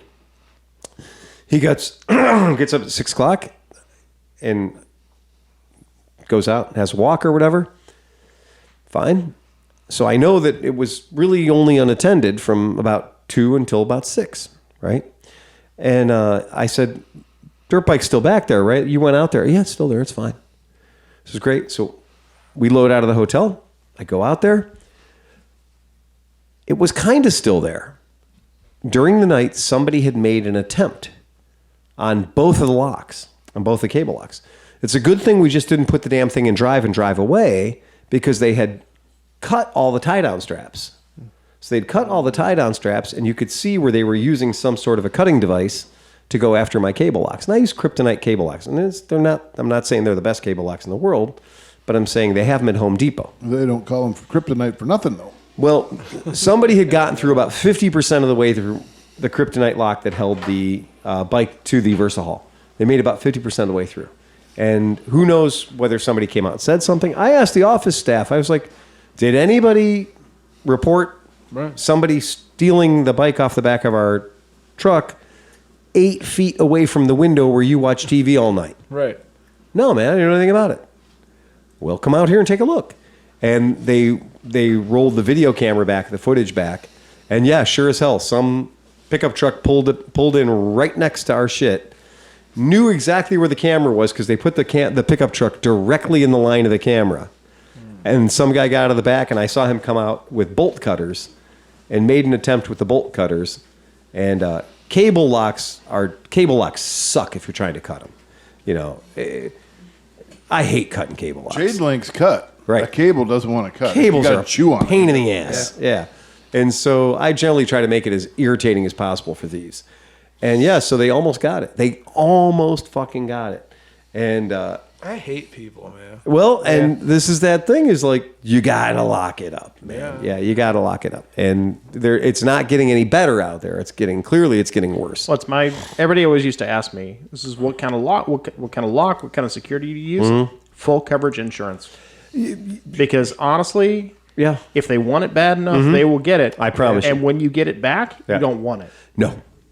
But my main thing, though, is I do believe in locks, and I do believe in locking your shit up, because I also work at a shop. I carry a big, thick kryptonite still. Physical security is the cheapest, most effective security. Make it a pain. A locked door, a padlock, access denial. Yeah, because unless you're paying Haggerty like crazy custom rates for your vintage bike, they're gonna fucking be, oh, you have full coverage on this bike, great. Here's your $28. This is my job. This is what I do. What people don't realize, one of the biggest parts of running a shop is dealing with the stolen shit. Yep. And I promise you, your 6-month-old bike that cost you $10,000, you're going to get a check for about $6,000. Yep.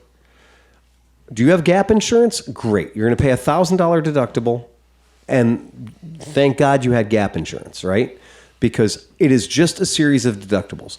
Are you going to get another brand new $10,000 bike? No. You're going to come out of pocket about $2,000 to get a brand new $10,000 bike, because you don't get unless the bike is a certain period of time old, you're not going to get the tax money back. You're never going to get the prep. You're never going to get the freight. You're never going to get the shipping. You're never going to get the document fees. Like, that's all gone. That's all fucking gone. I promise you, a $90 lock is better than a $500 deductible. Mm-hmm. And on some of the $90 locks, like Oxfords and, you know, some different brands that are out there, Oxfords, they will pay your deductible if your bike gets stolen. So that's something to look at too. We carry a couple of different ones at the shop.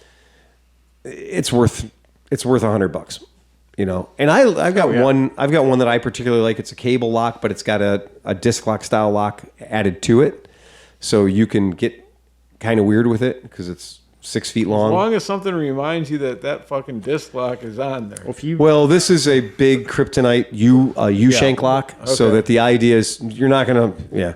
I've driven away on a couple of disc locks before. Yeah, dude, that sucks. That ain't no fun. That ain't no fun at all. If you look at like bicycle forums, most of them now have 2 of the big shackle locks around the wheels, and then the big, thick, heavy chain lock around whatever you're tying it to, because it like I said, I came from the area where people, if you leave it outside, it will get stolen. Every time I roll out and I've got my big cable lock around me like a bandolero, I'm always like scared of when to fall off my bike though, because I know the thing's going to cut me in half.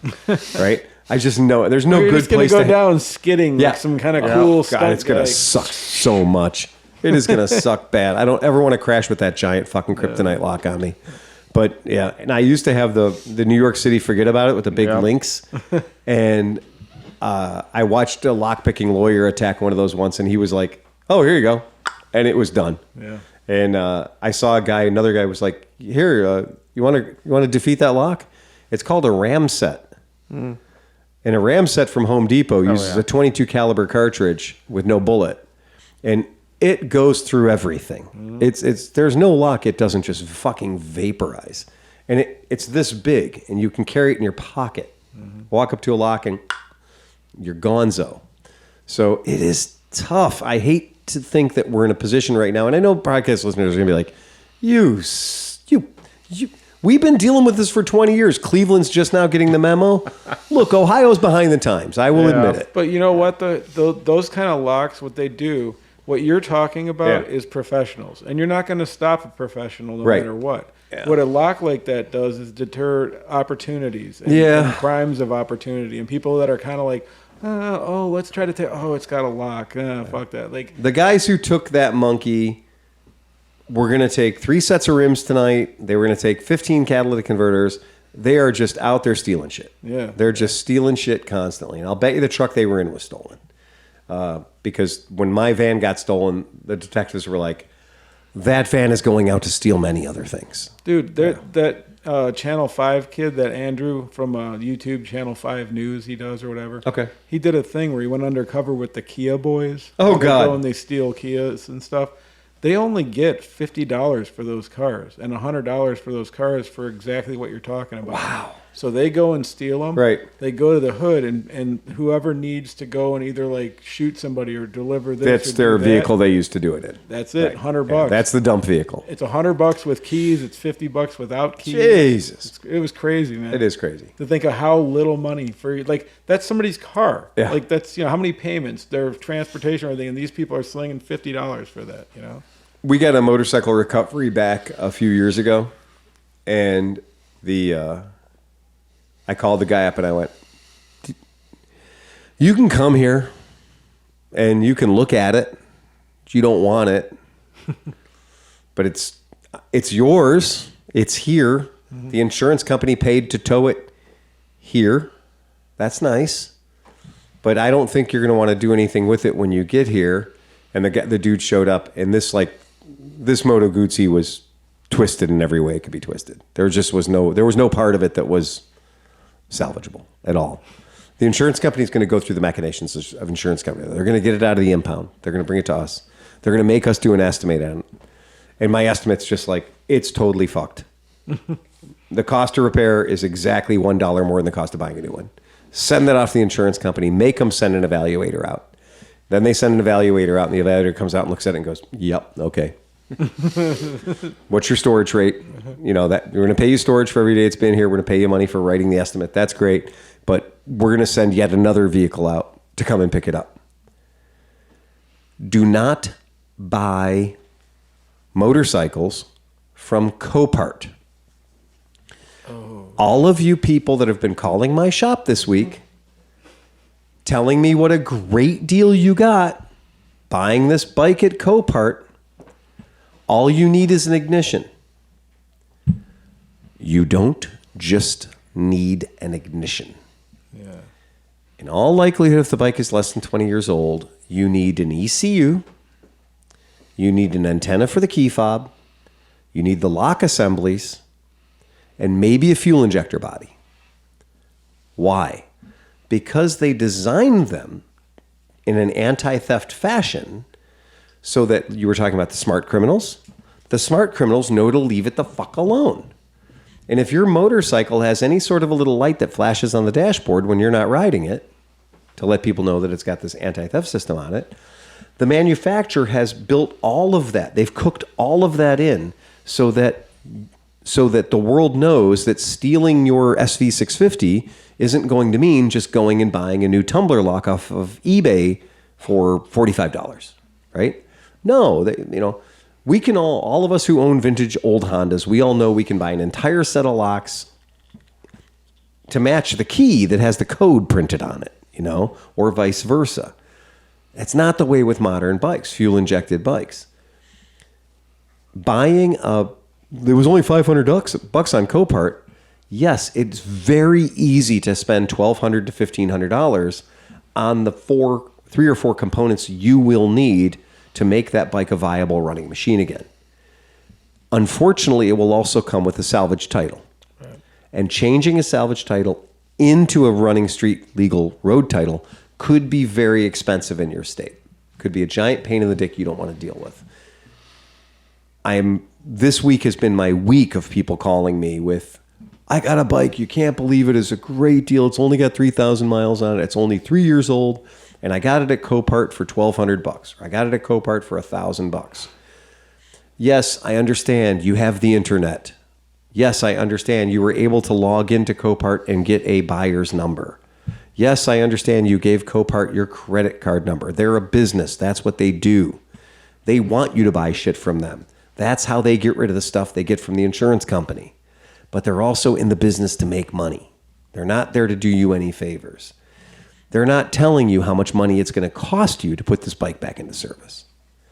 And there also could be some some undisclosed problems like, Tom, how good does the steering lock work on that dude's R3? What steering lock? It's gone. It's literally vaporized. Because the first time somebody stole it, they just overpowered the handlebars. Mm-hmm. They overpowered the handlebars. A cast piece of metal on the frame went into low Earth orbit, and that's how they stole the bike the first time. They kicked the handlebars, they put it in neutral, and they fucking walked it away. Because that's all it takes. But the problem is, once that piece of metal has been ejected from the frame, you can't put it back on. And an insurance company will total a bike out if that is missing. Well, because you can't put it back on. That brings up Vespa. The big problem with Vespa is when they come back from theft, because there's a round cylinder welded to the side of the frame. And every jackass always takes a hammer thinking they can hammer that thing out and start the bike up. Right. So they hammer it right off the side of the frame. And what do you have? A frame-damaged Vespa. When his monkey came into the shop, I put the monkey outside today, and because I don't want bikes just being pushed away from my shop, I locked the columns, right? So I put his monkey out today, but I just forgot for a second. I was like, oh, this monkey has had a traumatic event in its life. So its steering column lock don't work so good. It took me 3 or 4 times to be like, oh, no, not there. Oh, there it is. And I eventually found it. It's about a half an inch away from where it's supposed to be because it's seen some shit. right? But generally speaking, when motorcycles get stolen and things like that, the steering column locks get vaporized, right? When you're buying something and the steering column lock doesn't work or it's missing, that bike probably has been stolen or wrecked kind of hard, right? Most of the time when they're just fell over in the garage once with the steering column locked. Yep. Yeah. Hard. The boot marks mean nothing. Right. That's it. But be careful about that. That's a good point. Because if you're buying a bike and it doesn't have a lockable steering column, it may have in fact been stolen. Here's how honest people get in big fucking trouble. I happen to know a fella here in town that bought a bike at Copart. Cool. All right. Good enough. He went and found all the parts for his Honda Shadow, and he rebuilt his Honda Shadow. He did a beautiful job. Very affordably, got the bike running. Super great, super cool. Downside, that motorcycle in its life, probably 2 years before he got it, had been marked as being stolen. The police department is very good about listing shit that's stolen on national databases. They are very bad at taking things off of those databases because once it's stolen and Copart gets it and you buy it, nobody ever closed the circle and said, hey, by the way, I want to let you know that bike isn't stolen anymore. It's been recovered. And if you get a police officer to pick up the phone and you tell them that, they're going to say, cool, click. Nobody will ever do anything about it. I know there's a way to make vehicles reported stolen, because I used to do that as part of my job. But I have never seen anybody report one unstolen. So here he goes, this really nice guy I know that spent all this money getting this VT1100 back on the road and being all sweet. Couldn't get a title for it, couldn't get insurance on it, couldn't get plates for it, because every step of the chain he went to try to get this bike back legally on the road, everyone said, no, it's a stolen vehicle. That bike comes up stolen. That bike comes up stolen. So he's petitioning the state of Ohio. He's sending letters to people. He's getting the state highway patrol to do an inspection on it. He did everything he could. He never could end up with a title on the vehicle. And every time he'd call insurance, he'd be like, yeah, I need insurance. They're like, it's a stolen vehicle. You can't insure a stolen vehicle. He's like, it's not stolen anymore. And it even happened to one of our friends who got their bike stolen and got their own bike back. Because their bike had been stolen, one of our customers. It had then been unstolen. Yeah. And we fixed it. And the insurance paid a lot of money for us to fix it. He still does not have a title. Right? And it was his bike originally titled in his name. You're kind of right. I don't think I've ever heard of something being taken off, like ever. I'm going to promise you I have 2 instances that I'm aware of in my world of people that cannot get titles for their vehicles right now today because they were at one point reported stolen. So basically, if it doesn't come with a title, I mean, like even with a Copart, like what's Copart? Copart gives you a salvage title. Yeah, you do get a salvage title. Copart gives you a salvage title, and a stolen title, a theft recovery title, may not be branded theft recovery. It may be branded salvage because it probably went to the impound lot.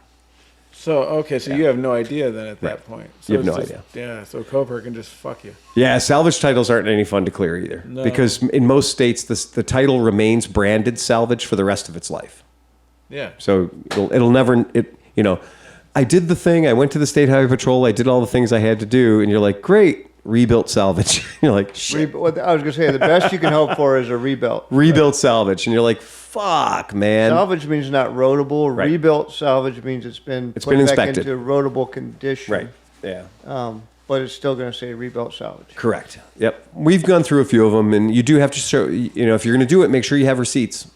Be able to prove that you spent money. Be able to prove that you did the work. Yep. Because they don't want to hear like, oh, I'm a hobbyist and I do this shit in my garage. That's fine.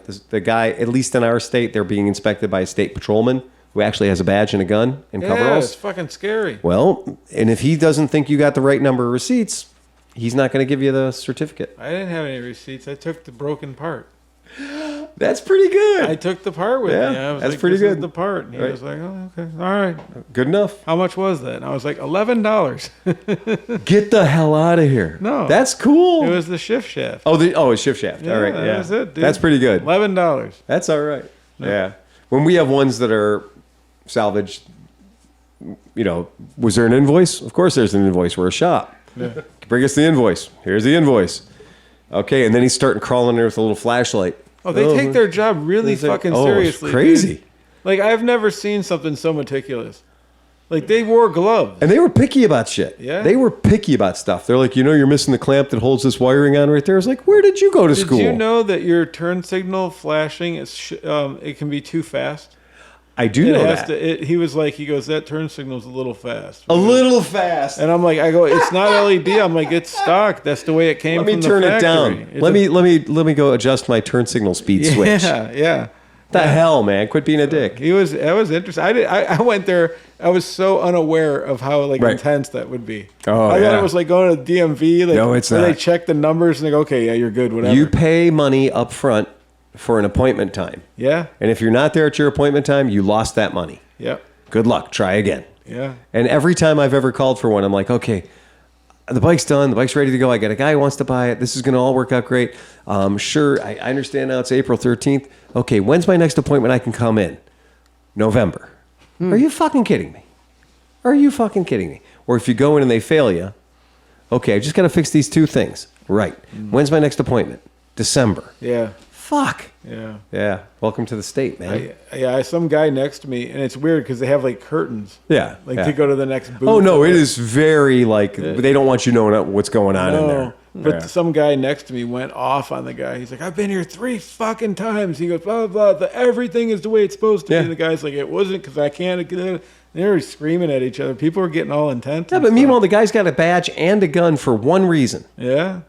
It's so when you say no louder than a certain level, he has the power to arrest you. It seems like if you're a state highway patrol guy, right, and you got fired or something happened, I think you get put into that department. No, I'm pretty sure if you're the state highway patrol guy and a car lightly bumped your knee while you're doing a DUI stop, you go here. Then you go there. Oh, okay. Right, because you're still all the stuff. Because they But you're injured on duty, but you're not collecting disability yet. Yeah. Yep. So they pull you off the street. But they have a statey vibe to them. Oh, don't they now? Yeah. Yeah, they do. Anybody else got any fun stuff? Fun stuff. The fun stuff that's coming up is the Distinguished Gentleman's Ride. We've got Sean did a great job putting a map together. So I will now divulge a little bit about the ride. Okay. It is being done in we're not going to say the words, it's not a race. We would never do that. It's not a race. But portions of it may be time controlled. Right. That's just maybe. Just letting you know. All right.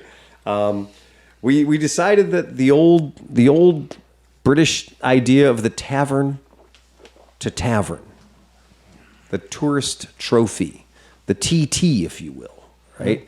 We thought that'd be fun. And in the spirit of, old-timey looking people and dapper looking people on dapper looking motorcycles, well, that seemed like it was only fitting.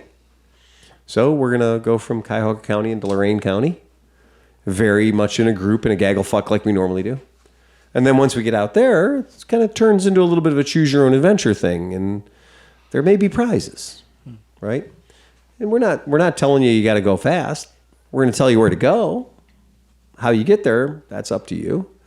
And then we're going to tell you once you go to that spot, there's another spot you have to go to. And if you go to that spot, well, there might be prizes. So it's kind of fun. But there's going to be groups. Some might even say classes. Others people might just say they're just loosely organized departure times to minimize the kludge fuckery of being a bunch of guys out of the road at the same time. Call that classless. Thank you. It's a classless society. It's more social. Classless group, I would say. Classless group. I would say that's a good idea. I mean, you do have to tell the of people similar-ish vehicles.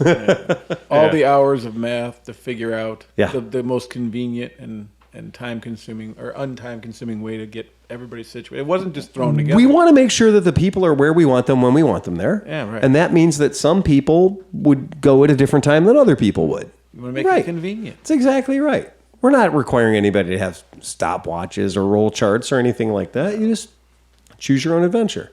It's going to be fun. And we found some of our sponsors that we've leaned on in the past, and we leaned on them again, and they were kind of okay with that. It's pretty cool. So it's nice that people are ponying up a little bit. That's nice. So nobody should, nobody wants to go to an event and see some fun stuff happen and be like, oh, great, here's your paper hat. Cool. Participation trophy. Fine. It's great. Chris, you got something for us? Yeah, a farmer is concerned all 3 of his daughters are going on a date tonight. He decides he'll greet each man who shows up tonight with a shotgun in his hand. First man shows up, rings the doorbell, says to the farmer, "Hi, my name is Joe. I'm here for Flo. We're going to the show. Is she ready to go?" Farmer likes this fella, sends Flo and Joe off on their own. Second man shows up. "Hello, I'm Eddie. I'm looking for Betty. We're going to eat spaghetti. Is she ready?" The farmer decides this guy's okay too, and off they go. Third man rings the doorbell and says, "Hey, my name is Chuck." And the farmer shoots him. Yeah, seems about right. Seems all right. That's pretty good. Hey, Smith, I heard you went to your lawyer, and Smith says, "Hey, how's it going?" He's like, "Great, I got good news and bad news. What do you want to hear first?" He's like, well, give me the good news. He's like, "Your wife, she found 2 pictures, and they might be worth millions." He's like, "Well, that's great." He's like, "What's the bad news?" It's pictures of Smith and his secretary. Hey, they might be worth millions. All right. All right. Ready to go, Mills? That's it, man. We're going to remind everybody to please ride fast and take chances. Place out here, John. Bum bum bum bum bum bum bum bum